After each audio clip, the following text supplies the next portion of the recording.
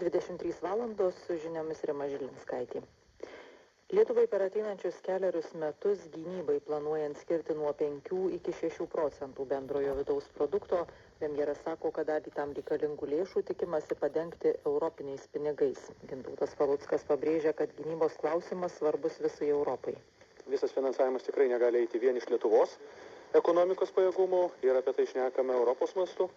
Ir turi atsirasti ir didėti Europos gynybos fondas, bei atsirasti tam tikras paskolų fondas panašus į RRF fondą. Taip kad čia bus matyti sudėtinis finansavimas, kuris, mano galva, būtų logiškas, nes gynybos klausimas yra svarbus visą Europą. Premjeras Gintautas Paluckas anot prezidento Gitano Nausėdos siekiant didesnio finansavimo gynybai galėtų būti peržiūrėtas kitų sričių, taip pat ir socialinių programų finansavimas, įvestas pajamų apmokestinimas pagal dydį. Žinoma, kad mums reiks pasispausti ir restruktūrizuoti savo išlaidas ir čia Lietuvoje, nes tai tikrai labai ambicingas tikslas. Na ir pajamų klausimas. Taip, iš tikrųjų reikės įgyvendinti kai kurias priemonės, kurios jau seniai laukia savo eilės, tačiau dėl vienokių ir kitokių priežasčių